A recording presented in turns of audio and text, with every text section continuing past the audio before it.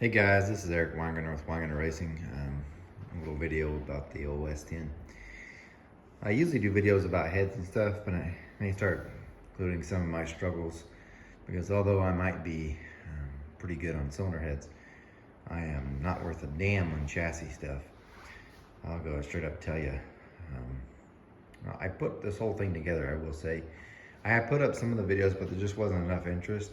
Even though I tried to document the whole build, I didn't even put up any more because it doesn't seem like anybody was really watching, so I just didn't. And I don't even know if any people watch this, so it's kind of an experimental deal. I have two cars. I have the 80 Camaro. It's way quicker than this thing. This thing was just meant to be like a kind of a toy. But anyway, I've got like 500 miles on it. I've been to a drag strip once. It's time to go again.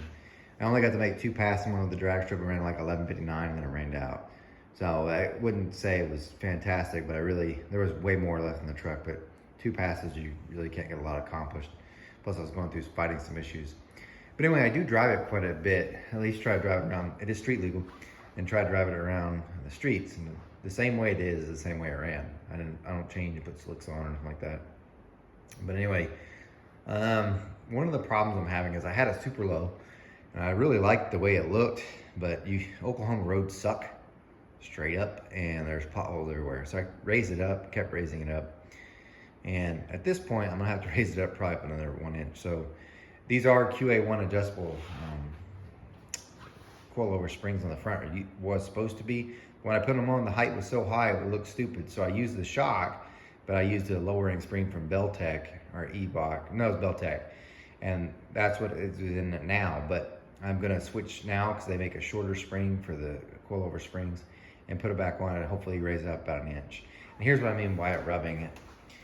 If you look here, so I don't run inner fender wells, there's crap splashed here. It's a truck, but if you can see if the camera catches it, you see it right there? See where the paint's like gone? That's where it rubs. Anyway, it happens quite a bit because our roads suck. Same thing on this side.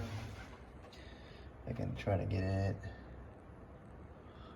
Camera won't get it because the tire's in the way, but anyway, it rubs, so I'm gonna raise it up. I do have further plans for this.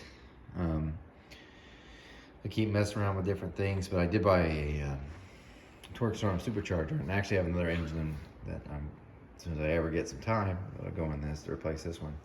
This is a 355, but it makes peak power like 7,500 RPM on the engine dyno, and sounds cool. It's got 433 gears. It sounds great, and it's got a 5,500 stall. The problem is I thought it wouldn't be so bad, but it's kind of annoying driving, especially when you're on the highway and it's like 4,000 RPMs.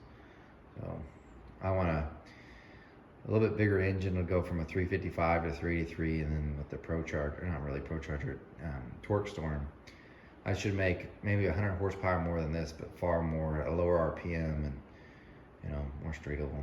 I'm still trying to keep it. It doesn't really overheat. I should point this out. This is a nice AFCO radiator, but I would prefer if it wouldn't get so hot at idle, and it really doesn't get too hot. But I mean, I haven't really taken on the heat of the summer like this yet. I'm trying to keep it where it stays when you're stuck in traffic, doesn't get overly warm. Not that it has yet, but I have a feeling it's gonna happen. I'm gonna have to move the radiator when the Torque Storm goes in because there won't be room for that fan. So either move it forward or do something else. But anyway, just thought I'd give you a little update. I'm gonna measure my heights on all 4 corners, and then I'm gonna raise it up and go from there. Just try to do it up 1 inch. I wish I could keep it like this height and not rub, but Oklahoma roads suck. So anyway.